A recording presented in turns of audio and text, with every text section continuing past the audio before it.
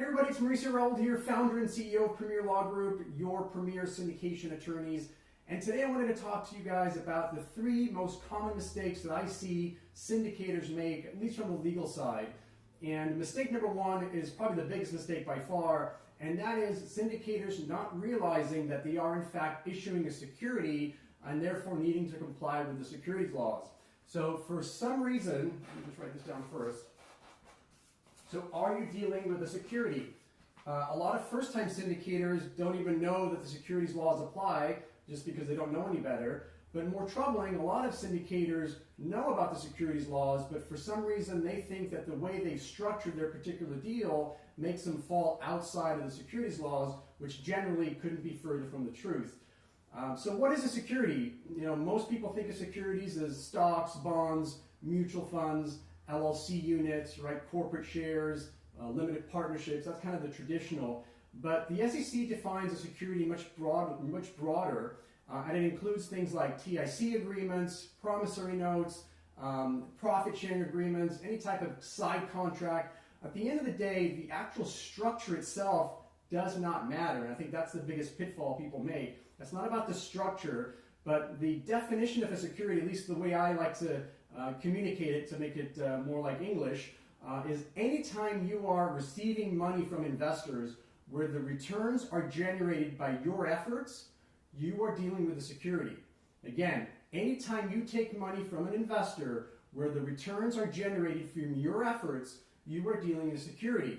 In other words, if your investors are passive and you're the one doing all the work, you are dealing with a security, and I don't care whether you have an LLC, an LP, a profit sharing agreement, a TIC agreement, a high five, a handshake, it does not matter. What matters is whether your investors are passive and you're active and you are generating the returns.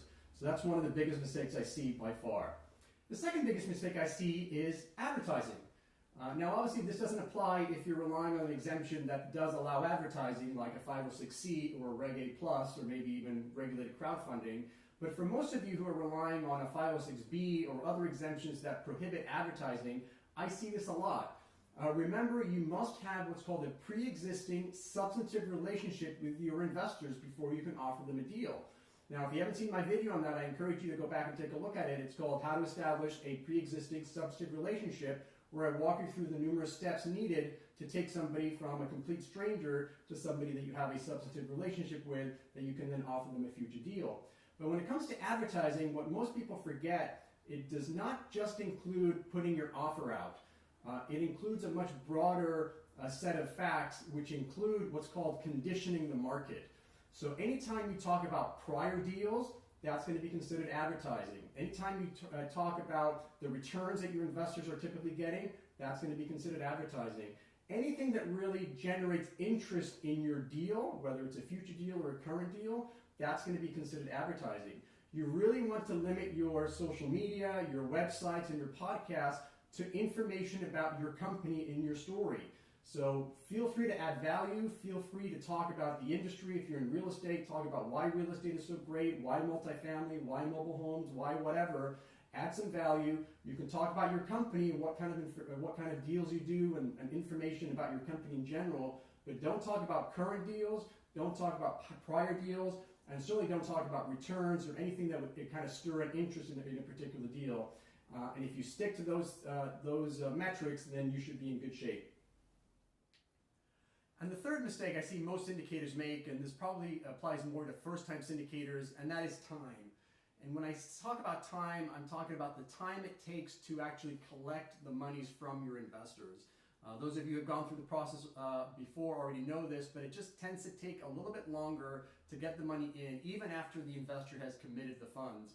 This is especially true if you're dealing with IRA monies, where monies need to be moved potentially from one IRA custodian to another. That can just take another 5 or 10 or 15 business days, and all along you're stressing out because you've got a closing to do in the next week or two. So I always encourage my clients to put some extensions into the purchase and sale agreements, ideally 2, at a minimum 1 30-day extension. Now you're going to probably need to pay for that in the form of additional funds. Maybe it's 5, 10, 15 grand that needs to be additional funds that need to be given to the seller in order to get those extensions, or maybe some money goes hard. But if you have those extensions built in, even if you don't plan on using them, having that outlet really helps you if you're a first timer and you're coming against your closing date. You have that option to extend your contract for 30 or 60 additional days, therefore giving you a little bit more time. So with that, I think that's it. Hopefully you've enjoyed the 3 biggest mistakes that most syndicators make, and looking forward to seeing you in our next video.